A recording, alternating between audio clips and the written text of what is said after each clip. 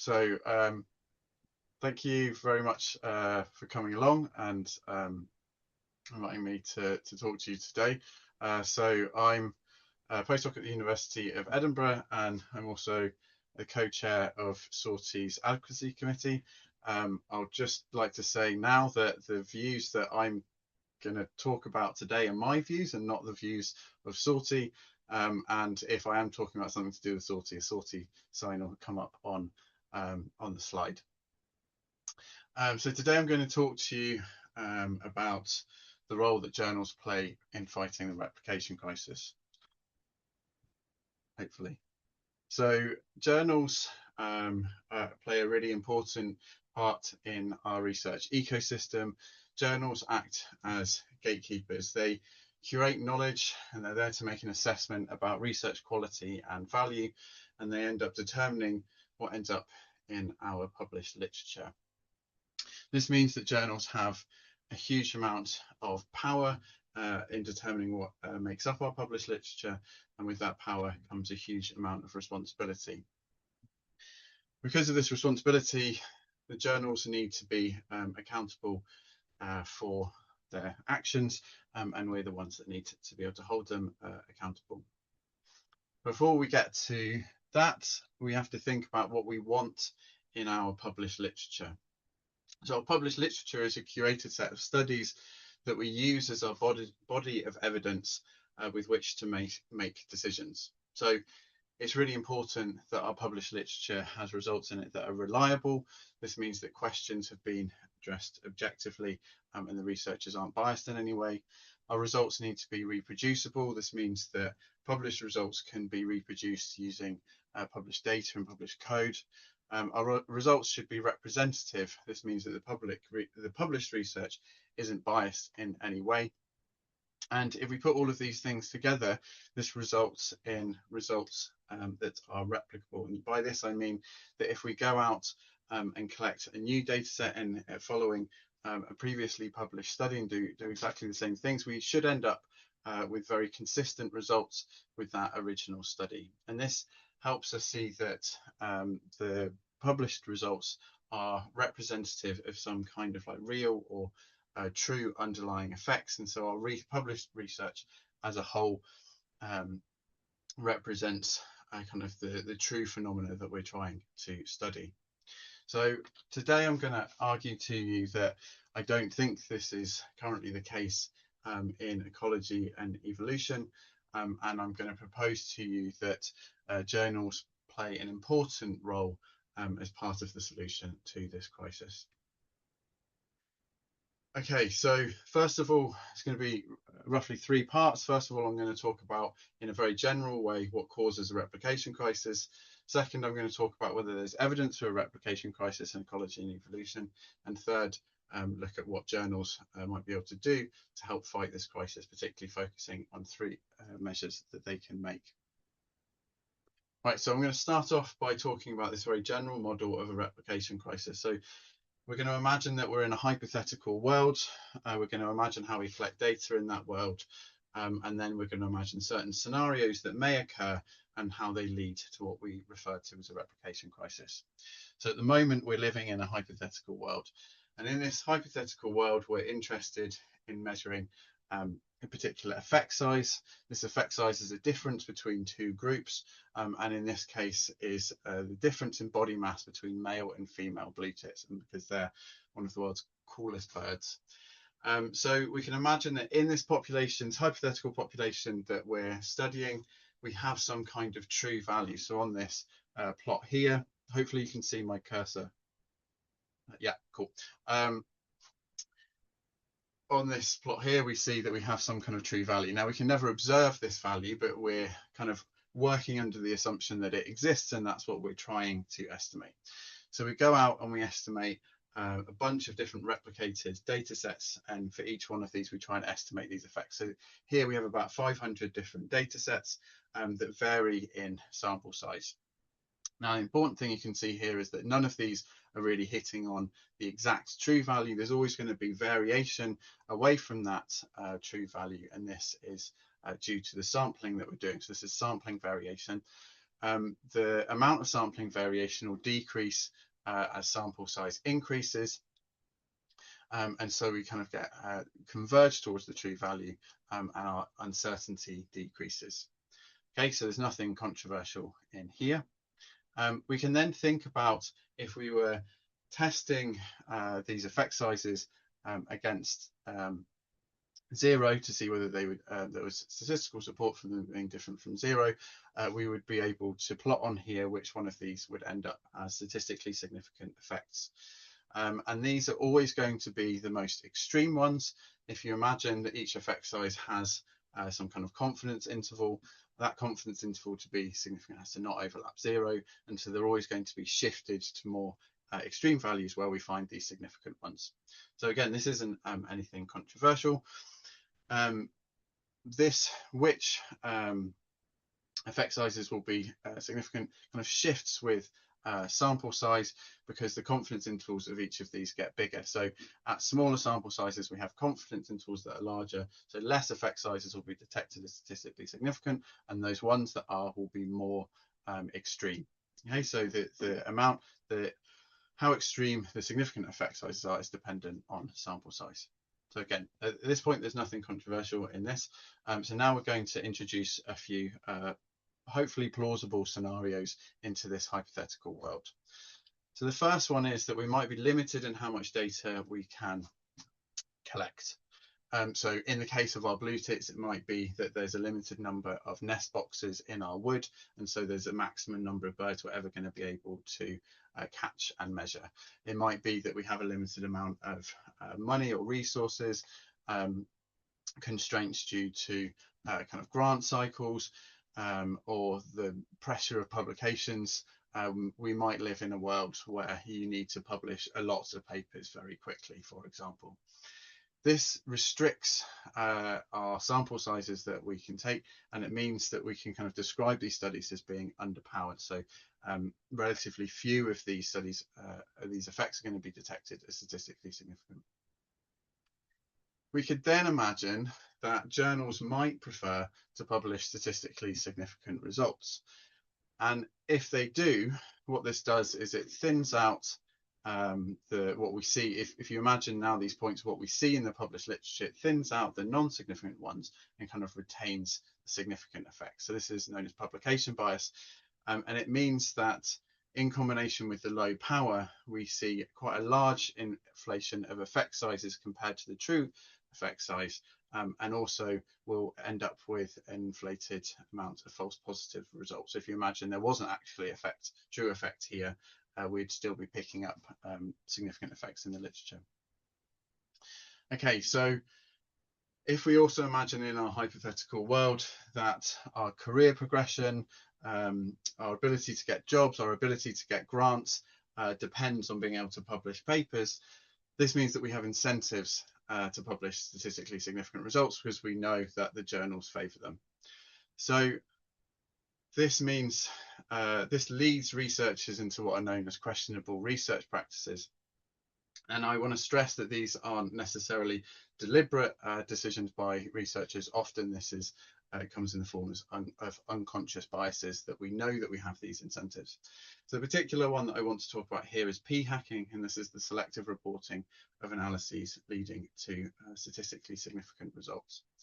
So we know that there are many ways to do an analysis. Like ecological data is very messy. There are a lot of decisions that we have to make: how to define a response variable, how to define predictor variables, what predictor variables go into a model, what distribution we choose to analyze the data as. And all of these will have an impact on the estimates that we make, and some of these will lead to statistically significant results. So this is really nicely demonstrated in these many analyst studies. So in this case, different groups of researchers, so each of these points is a different group of researchers, are given the same data set and asked the same research question. So in this case, how grass cover influences seedling recruitment. And you can see that there's a huge amount of variation in the effect size estimated. And importantly, for my point here, some of these are statistically significant and some of them are not. And you can also end up with statistically significant results in opposite directions. So you could imagine that as a researcher, you maybe try out a few different analyses. You maybe want to check the robustness of them and see how sensitive they are to different things. But in the background, your brain knows that there's an incentive to publish significant results. And so in the end, you're more likely to end up, whether deliberately or not, putting forward the ones that lead to significant results. So what does this p-hacking do? If you imagine, if we go back to our figure here, these results that are just on the edge of statistical significance, p-hacking is going to push them over, often by doing something along the lines of inflating the effect size. Might also work by reducing the uncertainty. But we're pushing slightly more things into the statistically significant thing. Once we put in our publication bias filter, again, what we see is now even more results are inflated results are being detected as statistically significant and being put into the published literature. So this kind of magnifies this effect size inflation and inflation of the false positive rate. So why does this matter? If we take any single published result, we can't say anything definitive about any single result, but it is likely to be underpowered, have been subject to questionable research practices, and have gone through some kind of publication bias filter. This means that it's much more likely to be a false positive and to have an inflated effect size.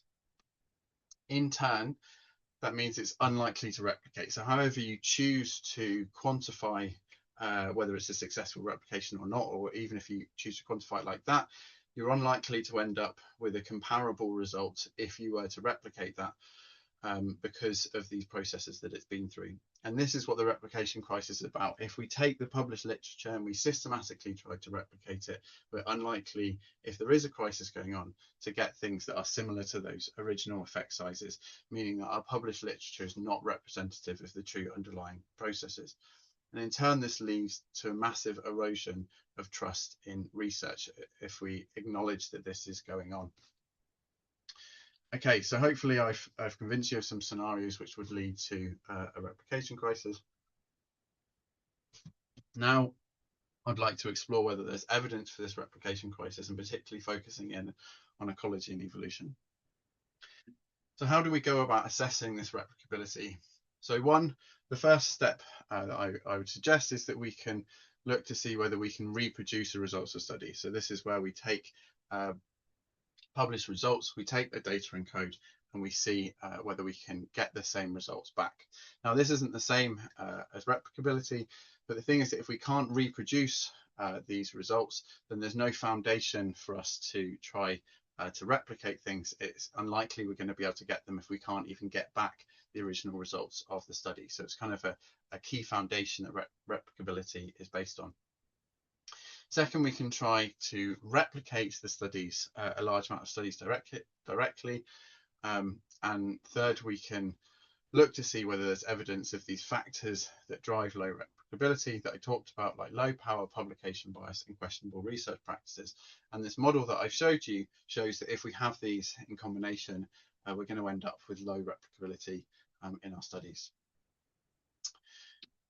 So first of all, reproducibility. So broadly, this is usually defined in two ways in terms of analytical reproducibility, which is where you take some data from a paper and try and reproduce the results, kind of making your own code and analyses. And second is computational reproducibility, where you take data and code and use this to reproduce published results. So all of this relies on having archived data. So there's a whole bunch of studies that have tried to look at this. Depending on the kind of sample of papers you take, this can go anyway from nearly 40% to nearly 100% of papers having data. A lot of them kind of end up with about a kind of 80%, 75-80% rate of data sharing. So I think this is a success story in ecology and evolution. I think that we should recognize that we do much better than the majority of other fields in terms of how much data we do share.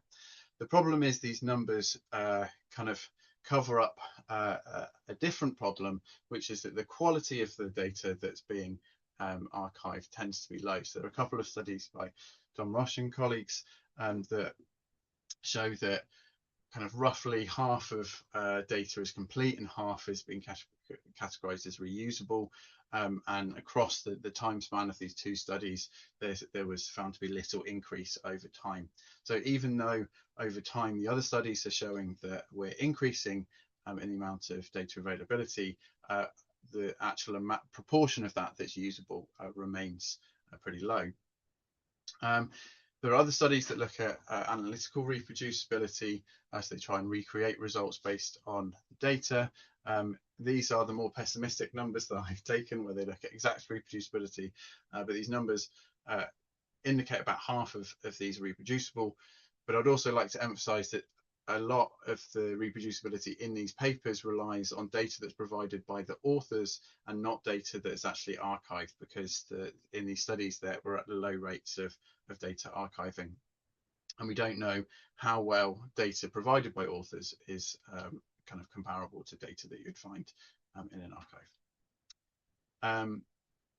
If we switch to code, we can see that code sharing rates generally are much lower. There's been an emphasis on code sharing much more recently than on data, so this is understandable. A lot of these studies show this is increasing over time. So although these are much lower, we are heading in a good direction. And again, compared to a lot of other fields, we're doing pretty well in this.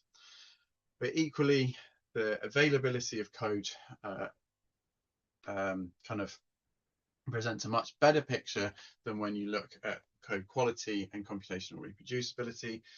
So here we see that code quality remains low.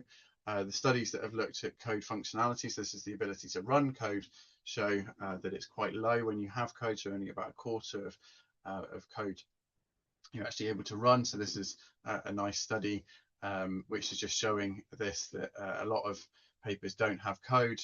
Of the ones that do have code, actually only a small proportion of those you're able to run it. Once you're able to run it, you could then look at computational reproducibility, so the ability to get back the same results as those that are published.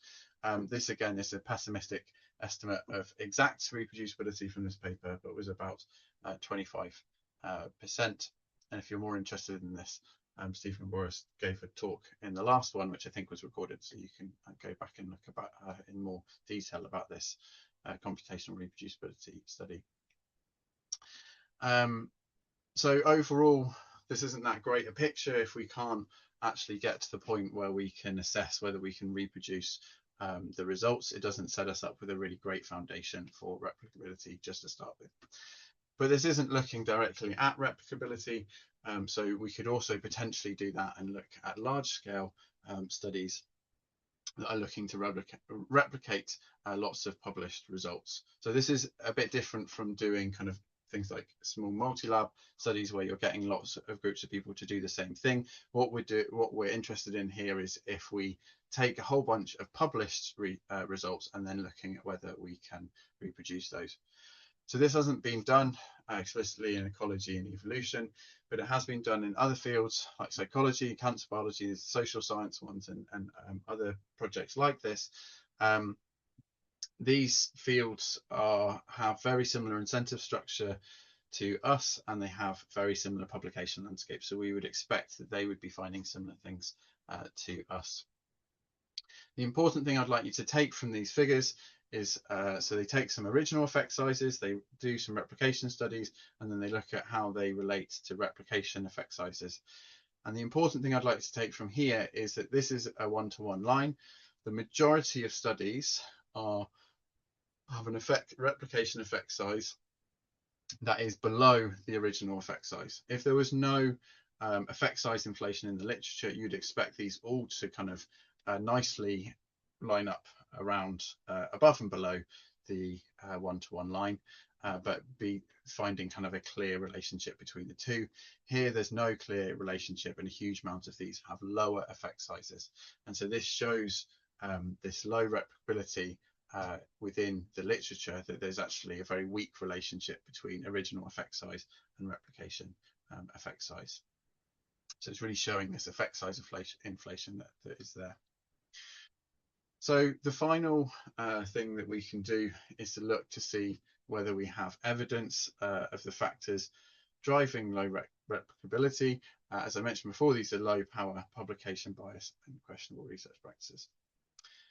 Now, for any of you who've been watching the football, I've put in a convenient hydration break for you. It's around 22 minutes into the 45-minute talk, so you can now have a slight break.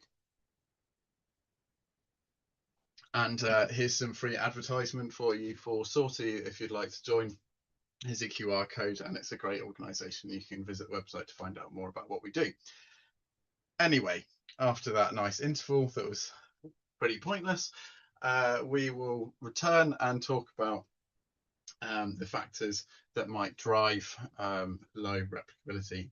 So the first one is thinking about how much power we generally have to detect effects in ecology and evolution.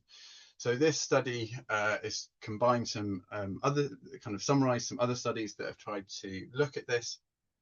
There are other studies in this. They all come to fairly similar conclusions, and they try and quantify the power that we have to detect different sizes of effects. Oh, sorry.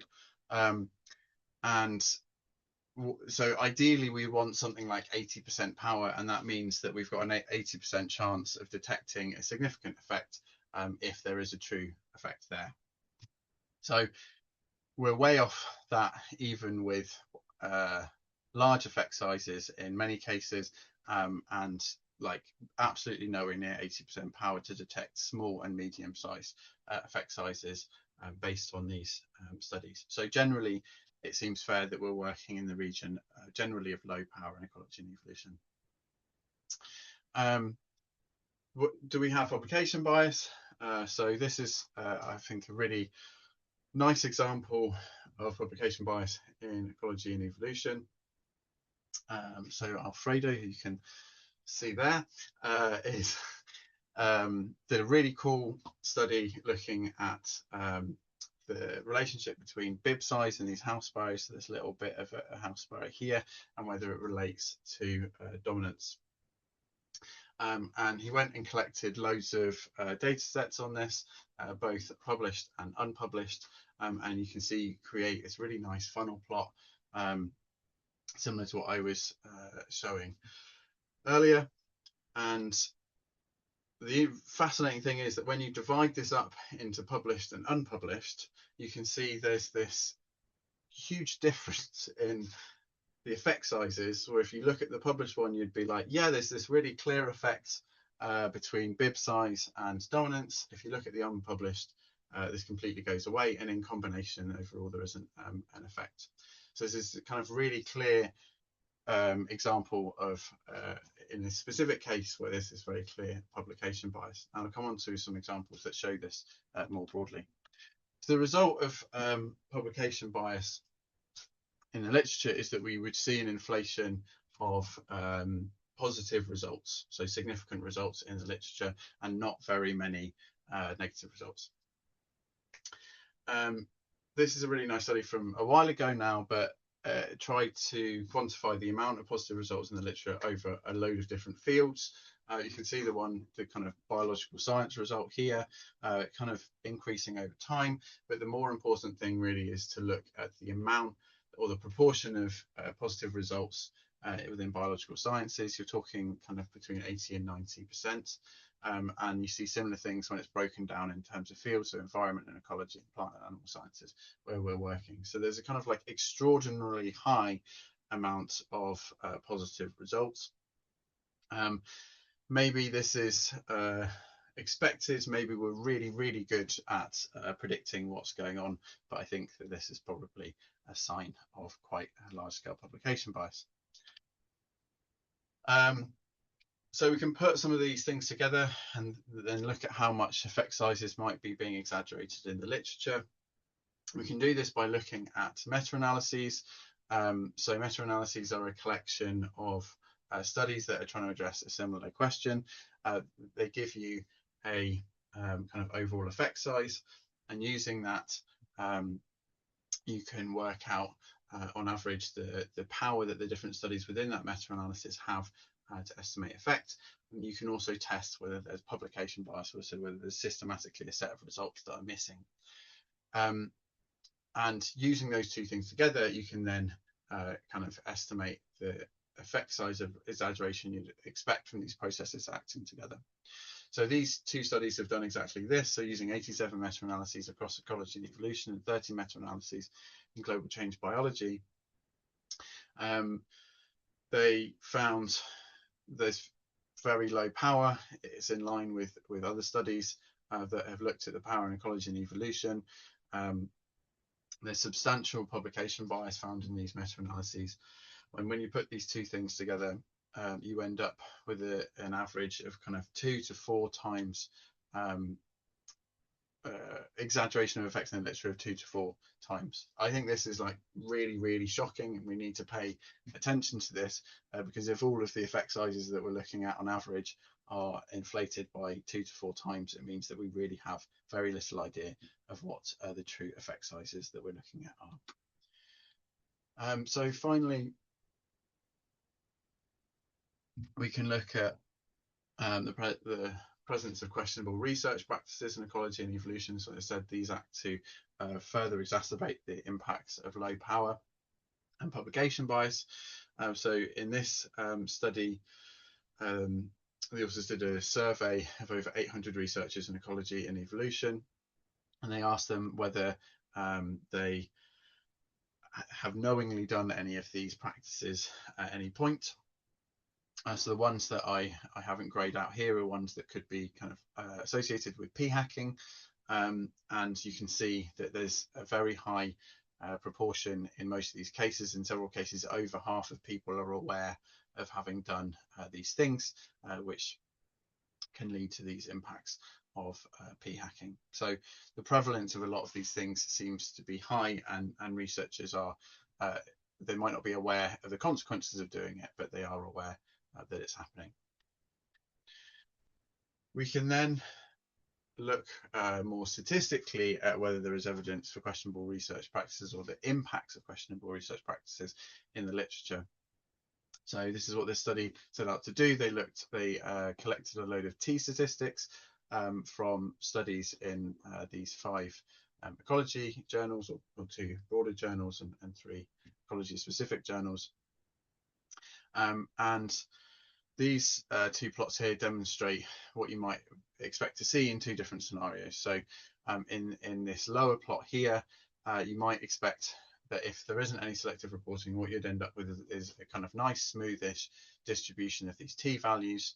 A statistically significant effect would be a t-value of above 1.96, but there isn't really anything going on in this distribution around that significance threshold.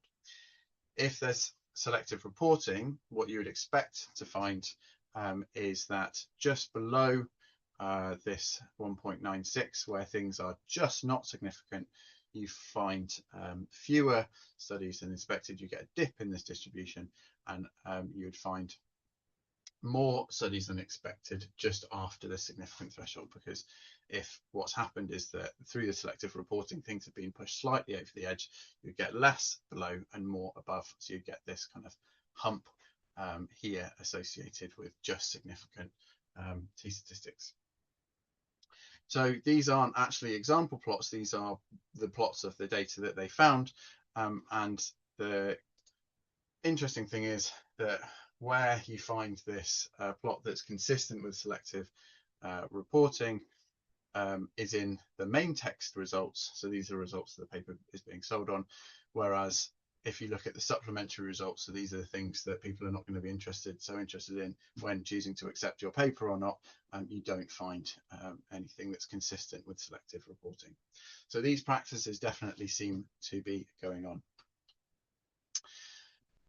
So hopefully I've provided you with evidence of a replication crisis in ecology and evolution. I'd be fascinated to hear from anyone who has a different interpretation of those results. We have evidence for low reproducibility, which inherently limits our replicability. We have loads of evidence of low power studies being the norm, of widespread publication bias, and questionable research practices going on in our journals. Together, we can therefore show plenty of evidence of effect size inflation and a worrying number of positive results within our literature. Okay, so what do we do to attempt to resolve this crisis. So the solutions that I'm going to present today are to do with things that journals can implement in order to help resolve this. So I'm going to focus on three things. Replication studies. This acts as a direct source of replications, allows us to assess replicability.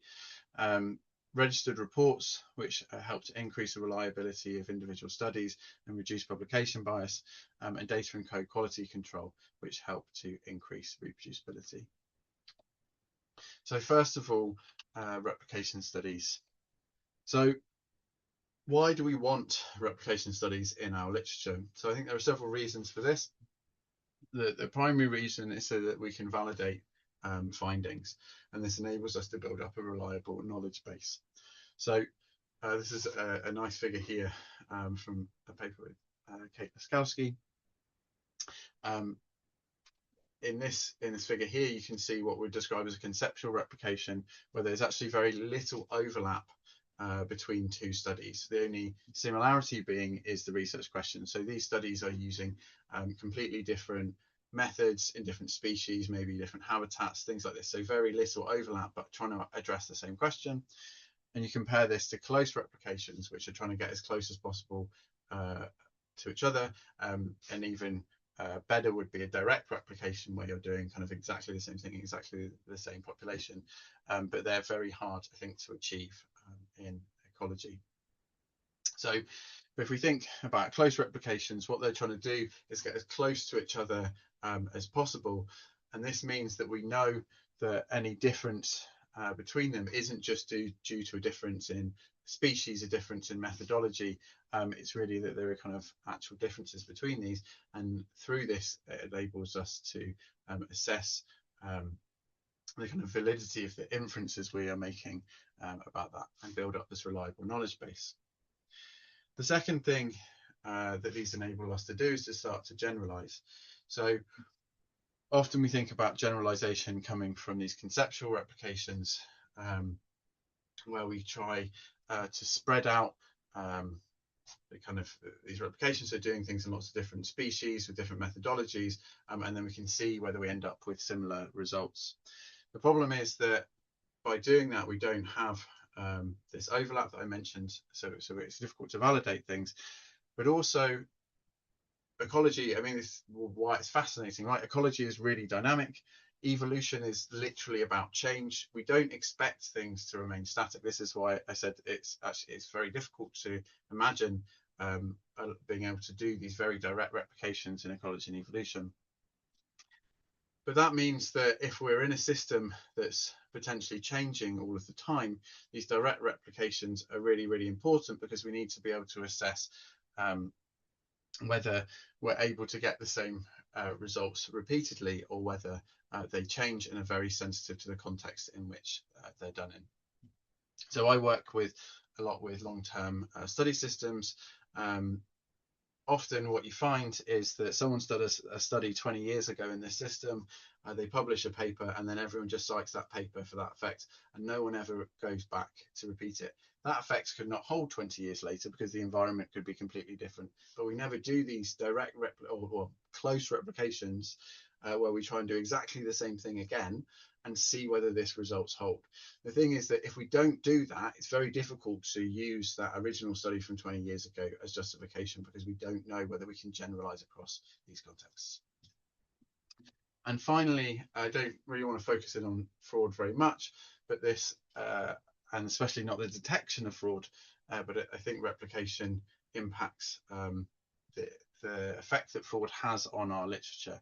So an unavoidable part of doing research and the publication system is that we're going to end up with papers that are just made up. If we're consistently replicating stuff, the impact of that made up stuff is just going to be much, much less. But without replication, that's the only reference that we have, and we don't know where the fraud is. So replication also has this important function of diluting fraud. Okay, so that's my pitch for replication studies. Do ecologists agree with me?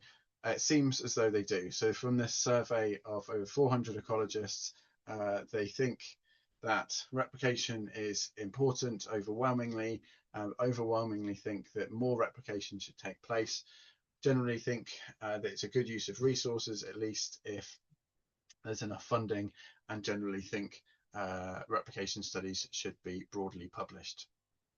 So that's encouraging, right? So ecologists are on the side of replication, and the same set of ecologists were asked how their estimate of how many studies are replications, and I think quite optimistically the average of that was 1 in 10 studies are replications. And I mean, that would be pretty good. Ideally it would maybe be a little bit higher, but if 10% of studies are replications, we're kind of going in the right direction. Now, an attempt from a while ago that was made to quantify this came up with 1 in 4,000 studies being replications. The important caveat, as these are studies that are described as replications. So in reality, this number might be higher. This is maybe a pessimistic estimate, but you can see that there's quite a shocking disparity between how many replications people think there are and how many replications there might in reality be.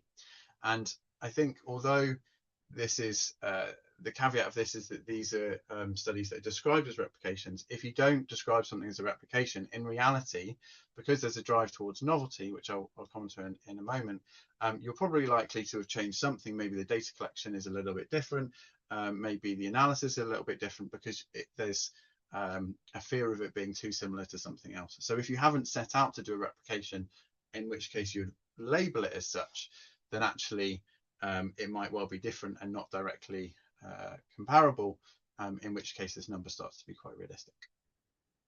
Okay, so why is this? A commonly cited reason is that replications are not incentivized.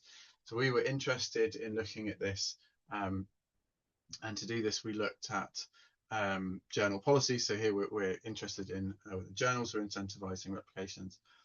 And we surveyed the websites of 233 ecology and evolution journal websites to look at their replication policies. So I don't think the results will come as a surprise to anyone, but they are quite striking. So in nearly all of the journals make no mention of replication, either directly or indirectly. So it's a very small proportion that say anything about replications. And when we zoom in on the ones that talk about replication in some way, then what we find is that the kind of biggest categories here are having no position on replications. They just mention them in some way. Only 4 journals actually encourage explicitly replications out of 233, which is a pretty shocking number, and quite a large amount of the ones that directly mention replications are actually discouraging or not accepting replications. Sorry, I also meant to say that this was work that was led by Layla and Maria. Definitely acknowledged them. We also looked at the language they used in terms of novelty. Unsurprisingly, probably a third of journals use novelty language. Novelty language was associated with the impact factor of the journals. Again, this isn't very surprising. Perhaps more interestingly, there seems to be this association between the use of novelty language and whether the kind of policy towards replications. And you can see here that a lot more of the journals that use novelty language have a discouraging or not accepting replications, whereas ones that don't use novelty language, the majority of them have kind of neutral language. So this might suggest that novelty language is a disincentive. It's kind of synonymous with of discouraging replication, and if that's the case, actually a third of journals are putting this message out that they don't want replication studies, which is quite a thing. So what we would like is for journals to adopt a clear policy on replication. Even if they say they don't like it, it would be better to have an actual policy rather than not say anything about them. Then we would like journals to introduce a replication article type. So Behavioural Ecology have just done this. This is an initiative led by Kate Laskowski. And what behavioural ecology are doing is they're having a specific replication article type. This is a short article type. The emphasis isn't on kind of the introduction and discussion, rather than that you're focusing on a particular result to replicate. You're doing the same thing or as close as possible, and the results are presented in the context of those original studies to allow a direct comparison between them. So we argue in this paper that this is a fantastic thing also for early career researchers, and particularly graduate students.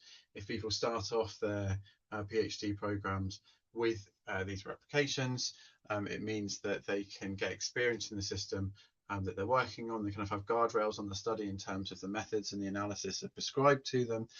They get very quick experience of publication. The article type is quite short, and as long as there are places to publish them, it should be quite a smooth publication process. So I think it's a really great opportunity for graduate students, and it then benefits the whole community. But it does rely on journals supporting these replication article types. So behavioural ecology are being quite bold in the replication article type, in that they're willing to consider replications of anything that's within the scope of their journal. We can understand that maybe other journals are a bit more reticent to do this, and if they want to be less bold, we would hope that at least they would agree to accept replications of articles that were originally published in that journal. So the argument here is that if a journal wants to back a particular paper in terms of publishing it, then it should also be willing to help validate those findings and to publish replications. To me, and to perhaps other people in the community, if journals are unwilling to publish replications of articles that they've published, to me this indicates that they're a little bit worried about the replicability of the papers that they're publishing, and if they would like to prove me wrong, they can start publishing replication articles, and we can see the state of affairs. So the next thing is registered reports that I'll touch on very quickly. So this is a two-stage public article type, has 2 stages of review. You send it to review with your introduction and methods before data collection, and then it gets reviewed again after data collection.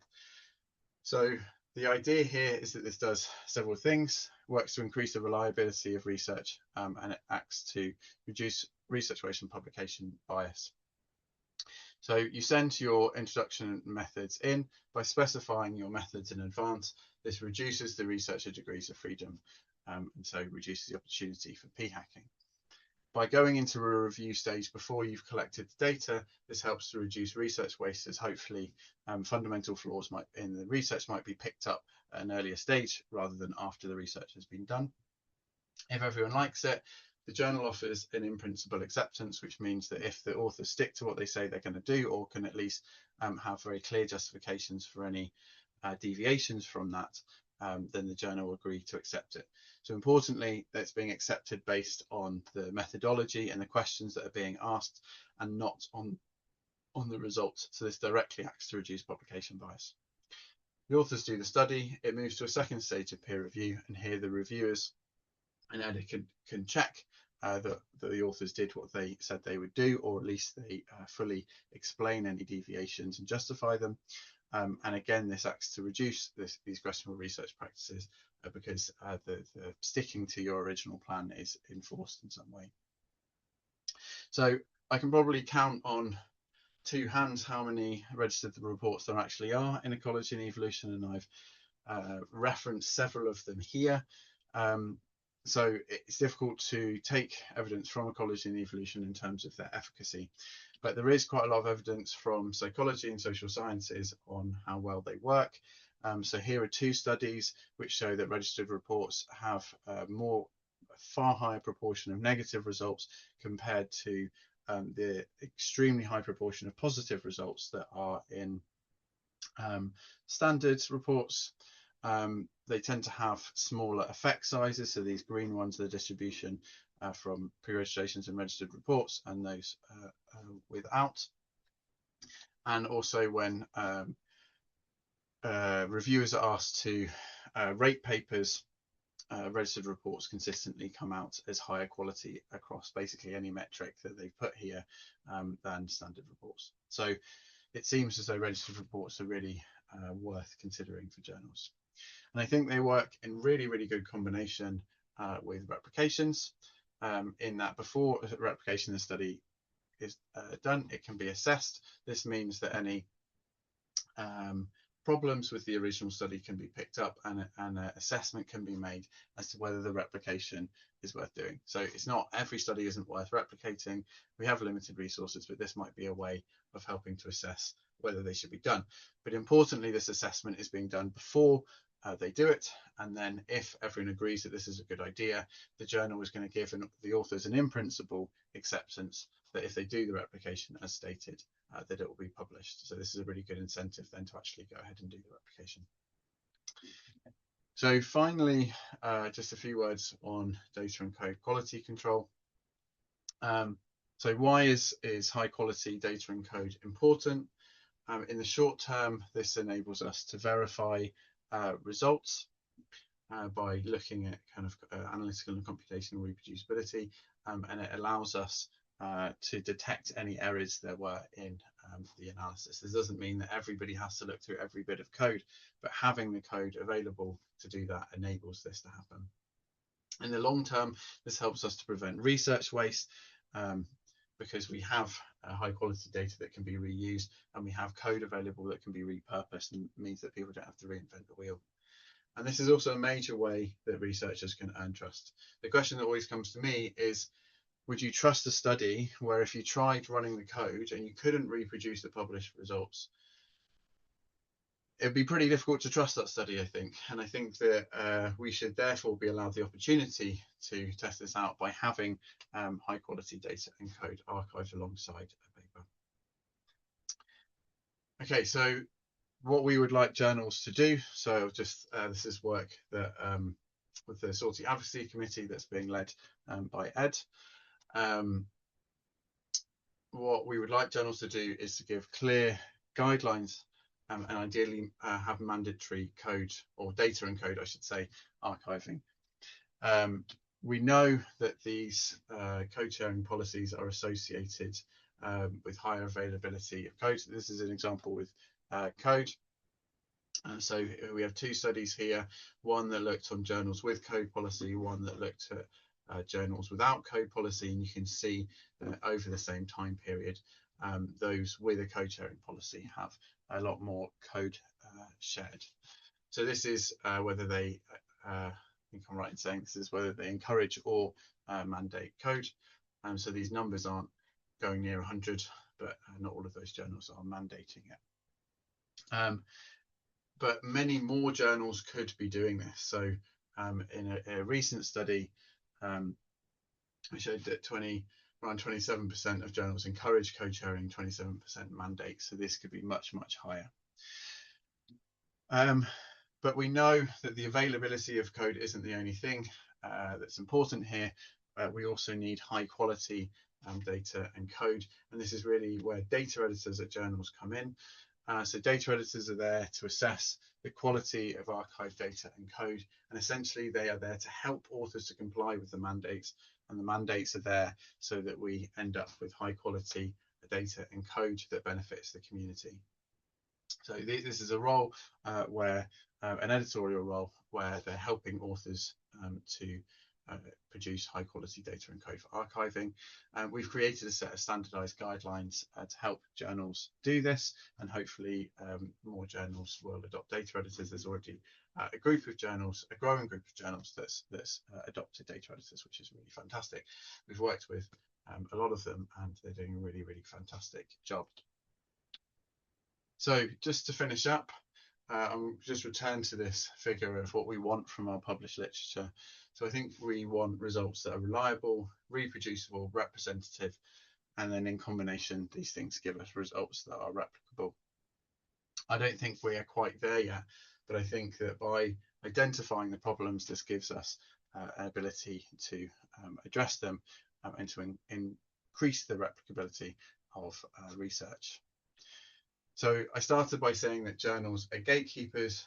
it's often thought or kind of put in the way that journals are gatekeepers of quality, but I think that we should also be thinking of journals as gatekeepers of credibility, and they need to be doing more than they are currently doing to help ensure this.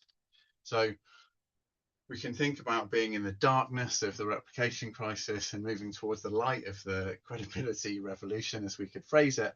And this is going to be helped to be achieved by journals adopting these practices that I've talked about. And the people at SORTEE are very eager to help you do this. So if you're involved with a journal and would like to do any of these things, please contact us. And the final thing that I'll say is that if you are an author or a reviewer, your choice really matters. Journals are desperate to publish your really cool research, and they are desperate, really, really desperate to have you as a reviewer. So we actually have quite a lot of power. We don't have to blindly say yes to everything or publish in the best place. We can choose, and we can tell them why we're choosing and hope that they decide to improve their practices. So don't review for a journal that you don't like is essentially my point there, and maybe tell them why you're not reviewing for them. So to finish up, there's lots of people to thank. I won't go through them, but if you're interested in this stuff, then please join SORTEE, join the advocacy committee, get involved in some way. Cool, and I'm happy to take any questions.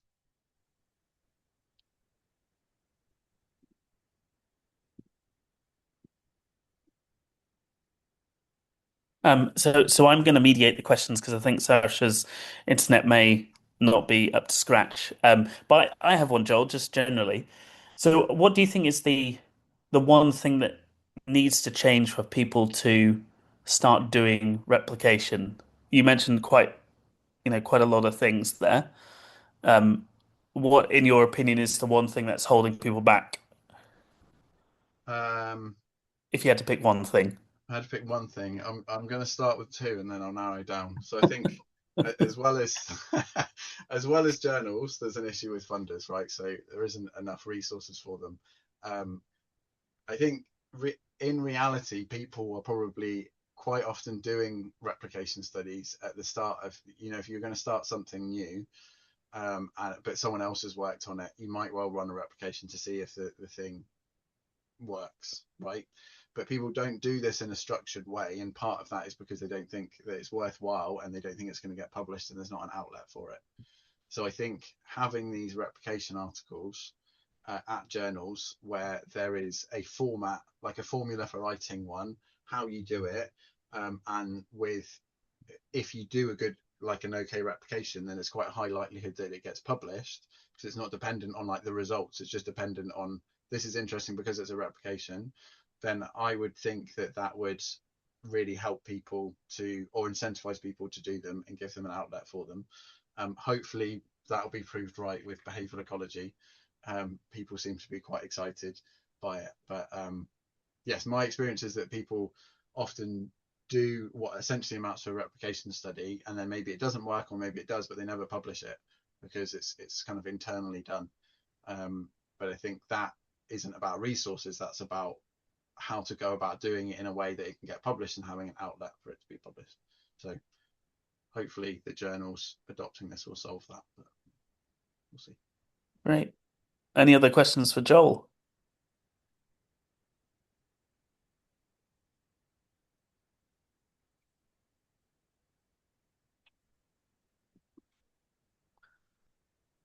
Oh, Barbara? Hi, Joe. I had a question regarding replications. I was wondering, how do we choose which paper we want to replicate? And should there be like a common list that we decide like all together that we want to replicate these papers? Because time is limited. Yes, I agree. So there's work done on this in psychology. I mean, so it's definitely not worth replicating everything. So I guess that for several reasons. One, because some things are flawed to start with, so there's no point replicating something if it uses a bad method, right? Like you want to be replicating something you think is good. The other thing is that you want to be, I would think, replicating something that you want to build on. So if no further research is going to come from it, there's no point replicating it. And I think this is the nice thing about trying to link it with graduate training, is that presumably then graduates will be doing a replication study that they were then going to build on with the rest of their PhD. So I think that already narrows it down, right? So there's probably, and having them as registered reports, I think helps this, because people can maybe in a more joint way consider whether it's worth doing a replication of a study. Yeah, and then I don't know. You could imagine doing things like working out papers that have had very high impact within a field. I guess doing sort of like bibliometrics on papers and working out which ones have a particularly high impact and whether they're actually replications of them, and then targeting those to assess like the validity of the claims. But I guess that would be a good way to go. I think there are like many ways of doing it, and it's gonna be hard. But I think, I don't know, linking it to work that you want to build on is yourself is like a natural way to do it, rather than just sort of randomly targeting stuff. I have a question just related to Barbara's question. So would you say would you say to replicate say classical papers in the field? Like that could be quite difficult with, I don't know, if there's no, if data and code is not available and potentially you don't know the full methodology of that paper. Would that be something like, how would you go about doing that? I guess you have a general idea, but Yeah, I mean, it's a good question. I don't know if you necessarily need. I mean, data and code is great, right? Because the other thing is that a lot of older studies might not be analyzed in necessarily the best way. If you have the data available, then you, as well as running the analysis they run, you could also run a new analysis with both data sets, and that would also give you another kind of replication, right? That's often not the case, but I don't think you necessarily need it, as long as, but as you say, as long as the paper gives you enough information on how to do it. But I mean, I guess it's like an interesting process, right? You try and do it as best you can. You are very specific with the methodology you use, and you note the places where you don't know what they did. And you note the inconsistency that may be there, and then you see whether you can replicate it. And there'll be reasons then why maybe it wouldn't replicate if the methodology you use is actually different because they were unspecific. But it also tells you something about the potential context specificity of their result. Right? If you ended up changing something that you would hope would be quite minor because it was something they forgot to mention, and you ended up with a completely different result, it does tell you still something about the kind of how much that result holds, right? Yeah. Good point. Any other questions for Joel?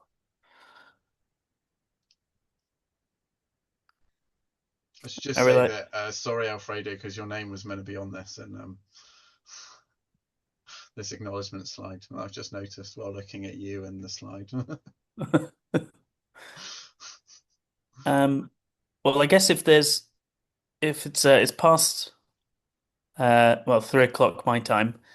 So I guess if there's no other questions, then I guess we can say thanks to Joel for a great talk. Unless anyone has any last minute ones, probably not. Okay. Well done, Joel. Thanks everyone for coming.